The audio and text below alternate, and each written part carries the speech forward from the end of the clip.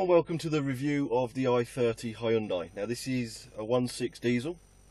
It is the SE spec diesel. It's one above the basic spec. It does not have the satellite nav, as you can most likely tell. You've got your standard controls, your fan, cold, your hot, air conditioning, various bits and bobs, all self-explanatory. Indicators are fortunately on the right side. I know Hyundai used to have a thing of putting them on the other side. Your steering wheel has your base controls on it. Answering your phone this side. Your trip computers this side. You've got your cruise control this side and controls for your radio this side. Now the Hyundai i30 starts from 14,656. Odd price if you ask me. But that's for a 1.4 petrol with 99 horsepower. It ranges all the way up to the i30 Turbo. Now that's supposedly the fire-breathing version of the i30. It has 183 horsepower and it starts around 22,000, and that's before any optional extras. The issue I have with the turbo version of this is Hyundai are trying to make a sporty, fast, hot hatch in a market that has expanded to well over 200 horsepower now. So it's one of the slowest in its class with a 0 to 60 of around 8 seconds. And seeing as it starts at 22,000 before any optional extras are added, you're better off getting a slightly used, nearly new second-hand Focus ST. But leaving that to one side, how does the 1.6 diesel shape up? This is your engine compartment once it focuses. As you can see, very simple to work on if you buy one of these to run it yourself. Nothing is that difficult to get to. Let's have a closer look, shall we? Just for the people who are interested. Belt down there if it'll focus. It's relatively warm. I've been running it today, so I don't want to get too close. Your electric connectors are really simple and easy to get to, so your sensors are easy to change if you ever need to. Obviously your dipstick, your filter. Very self-explanatory, these engine bays, which is a good thing.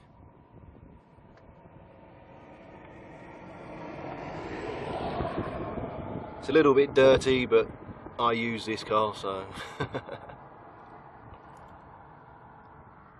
you go. Nice and simple. Now before we go anywhere, what I'm going to do is I'm going to reset my trip computer for the fuel economy. So I'll give it a bit of a reset. And that way throughout this drive you guys will know the actual fuel economy that this is capable of doing. It does have auto stop start. You can turn it off. I find it a pain. To be fair, when it comes to start stop technology, if you're gonna be stopped for less than around about 20 seconds, it's kind of pointless, because of the fuel you use when you start your engine. So I like to keep it turned off because I'm very rarely stationary for that length of time. Again, if you drive in cities and things like that, you may want to keep it turned on. So the i30 is comfortable to drive and it's quiet. Has to be said. That is a couple of good things about this. The gearbox is a little bit slushy though. If I go into 4th gear, and I get to just around 1300 and take my foot off the accelerator. It's about 1300 RPM, you take your foot off the accelerator, and it has a tendency to kind of jolt like that as you're driving along. It's not all the time, but it's always when you're least expecting it to do it, and it catches you, because sometimes it can be very violent. It's almost like a bit of diesel lock feeding back through the gearbox, if that makes sense. It's an annoyance, and that kind of sums up the i30 perfectly. there's nothing majorly wrong with the vehicle. It's a comfortable car, it's easy to drive, it's quiet. It's a good all-round car and it does quite good economy. I mean, since I reset it and I've been driving a couple of miles so far, I'm currently at 64 miles a gallon. So it's doing, it's good. For a 1.6 diesel, it's pretty good. But there's a lot of tiny niggles that add up. One of my biggest pet peeves with this car is the angle of the windshield, the windscreen, as you'll no doubt see with the forward-facing footage. If the sun is in a particular point and it plays on your dashboard just so, all you see on the windshield is reflection of the dashboard.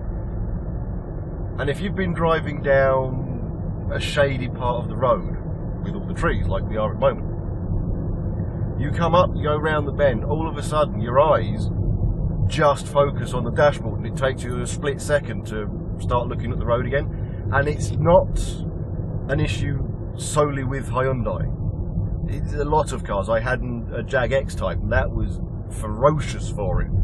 I mean, there was times when I was driving the old X-Type where you come out of a shade area or you go around a bend, and if there'd been a kid standing there, you really would not have seen them. It was just dashboard. But that's my biggest pet peeve, because it's your sight. It's what you need to drive safely. But there are a lot of other little niggles, and if I can find somewhere to pull up, I'll show you what they are. So what are my pet peeves with this vehicle? Well, there's quite a few of them. Unfortunately, it has to be said. One of them is, if I want to be able to use quite easily reverse, first, third and fifth, then I've got to put myself closer to the pedals than I like to be. So that can result in, you've got a footrest down the near side. That results more often than not in me catching the clutch every time I go to lift my leg, which is a real annoyance when you're driving along, as you could no doubt agree and understand. But if I set my seat back a couple of notches to where I'd like it to be, so I'll just move that one forward, lovely, where I'd like it to be so that doesn't happen, first is a stretch. Third, not too bad, fifth easy. But first and reverse, usually the ones you want to get to relatively quickly. If you're driving down country lanes and you want to get out somebody's way, you've got to reverse, you want to get there relatively quick. It's a stretch. Now, it's a minor annoyance. Like I said, there's no major issues with this vehicle, but there's lots of minor ones, little niggles, that added together annoy you. One of the other ones that gets me is you're driving along. Okay, so you're set up, everything's right, lovely jubbly, a little bit closer on that one, lovely. Everything's perfect, and you want to turn your radio on. Okay, so let's turn the radio on.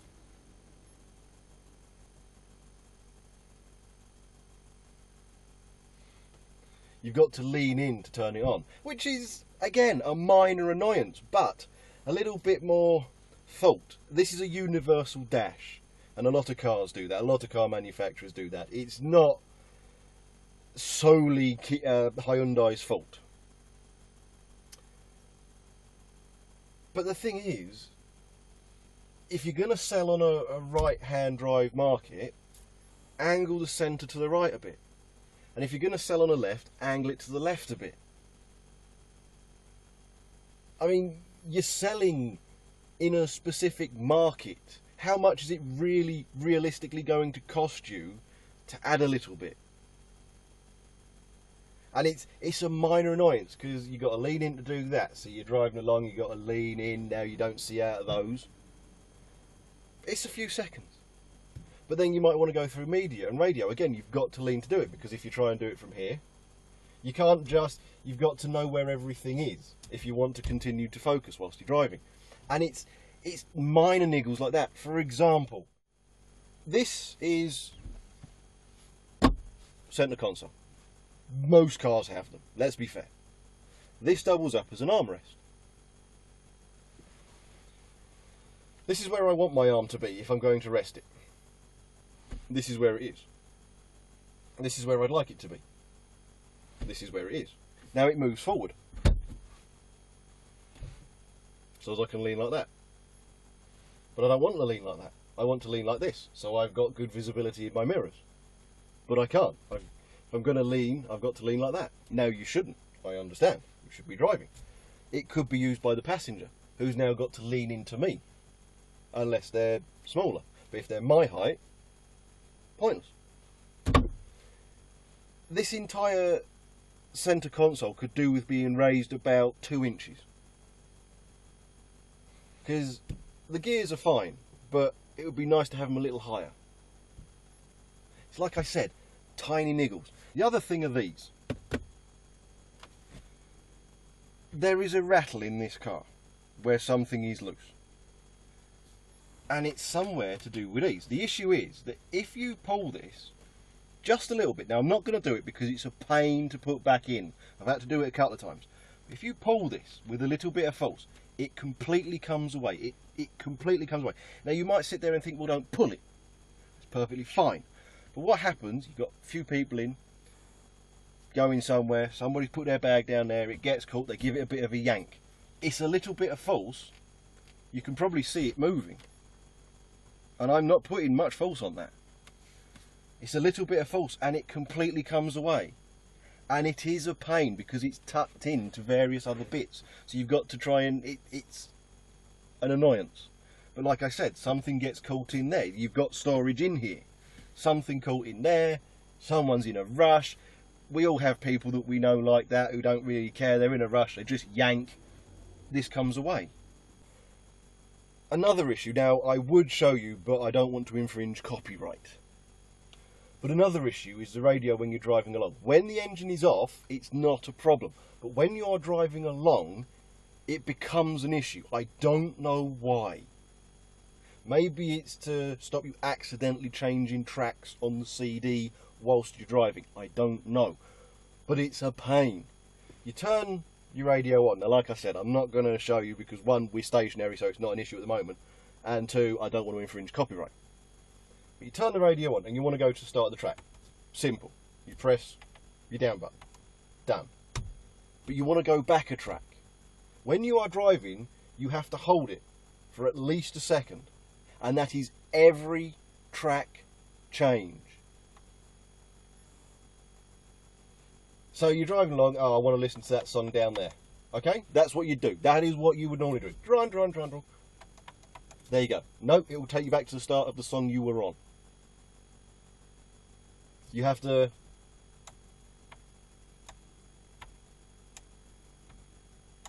And it is, again, a minor annoyance, but an annoyance. Such... It doesn't need to be there. And this is the issue with this with the i30, if I am going to be honest. There are a lot of these little niggles that don't need to be there. 2 inches higher on the centre console. Even if you're small, you'd still be able to drive it. My other half has the iX35. She is a lot shorter than me. The console is a lot higher. She can drive perfectly fine. It's just niggles. Right, well, let's crack on with the drive. Now, I did mention earlier that the boot space in this is shocking. And it is. Very. It's good enough to do your shopping. But you wouldn't want to do your shopping and put a buggy in there. Now I know that the marketplace is soaked with people carriers and family cars and things like that. But the simple fact is that a lot of people still get family hatchbacks. Basically what this is referred to. I mean, you want your hot hatch, you're talking Fiestas these days, aren't you?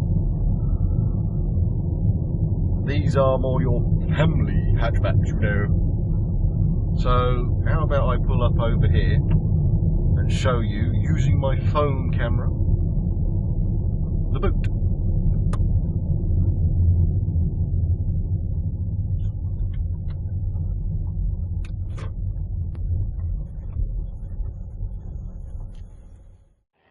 Right, well, as you can no doubt see, the floor of the boot is kind of standard, but it's not sunk very far in. So let's take out the mat and see what's underneath it.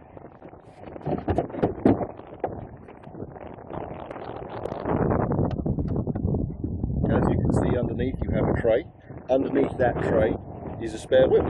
Let's have a shuffle.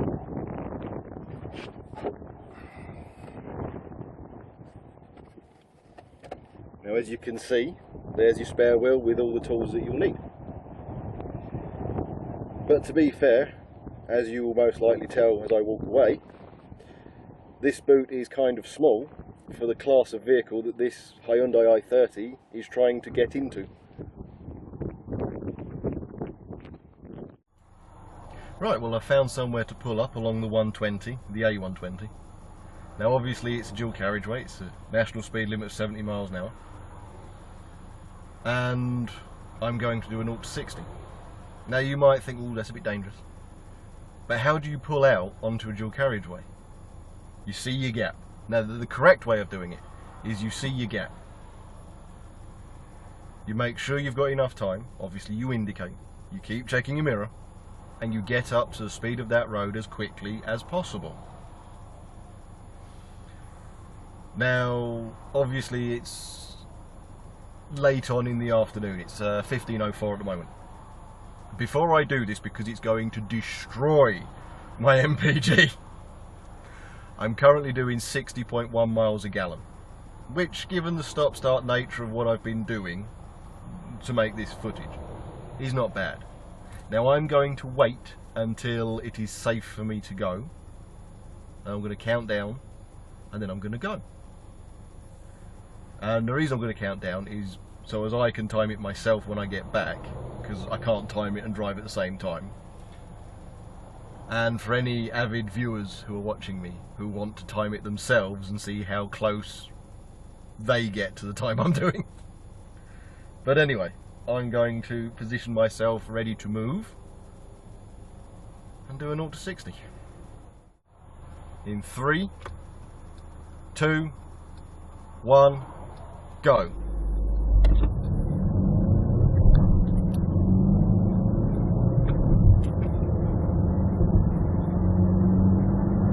$60. There you go, that's how long it takes an i30 to get from 0 to 60. I don't know how long it is yet. Another one of my pet peeves with these cars is this. The reason being is that if you turn your lights on, now you can set how bright you want the display to be. If you turn the display as low as it'll go, and you turn your lights on, it does darken. Hopefully the camera is picking that up. The issue is, during the day that's perfectly fine. That is really dark, really dull. During the day that's perfectly fine.